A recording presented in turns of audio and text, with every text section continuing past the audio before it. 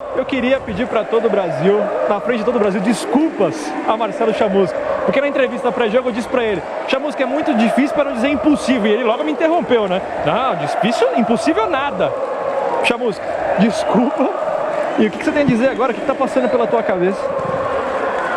O mesmo que eu disse no início.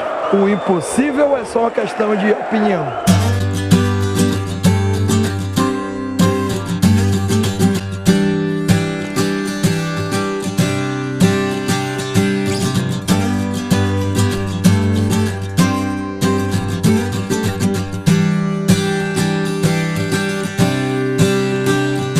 Agora eu sei exatamente o que fazer.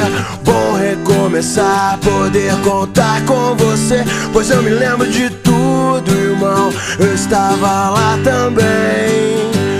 Um homem, quando está em paz, não quer guerra com ninguém. Eu segurei minhas lágrimas, pois não queria demonstrar emoção, já que estava ali só pra no Bugre nessa Série C.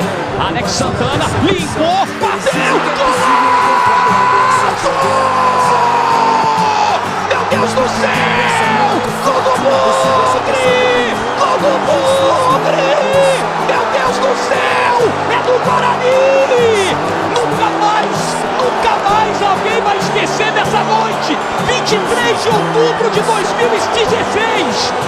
Deus vestiu a camisa do Guarani.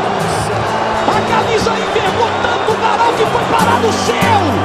Deus foi bugrino nessa noite.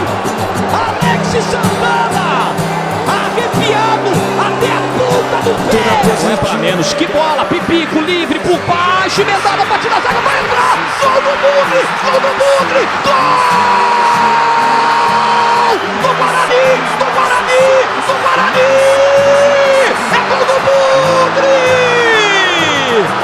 Meu Deus do céu! Eu conheço camisa pesada, mas igual a essa tá pra nascer outra! O herói é você, Fumagalli! Essa camisa não enverga varal, não! Ela destrói varal!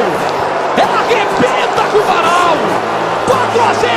Olha o Lennon, olha o cruzamento, cabeçada! Gol! Gol do Guarani! Gol do Guarani! Gol do Guarani! Gol do Guarani! Gol do Bugre! É gol do Bugre! É finalista! É imenso! É gigantesco! Gol do Bugre! Deus do céu! Deus do céu! Gol do Guarani! Você é lindo, Guarani! Você é fantástico, Guarani! É fim de jogo! Enorme, Guarani! Futebol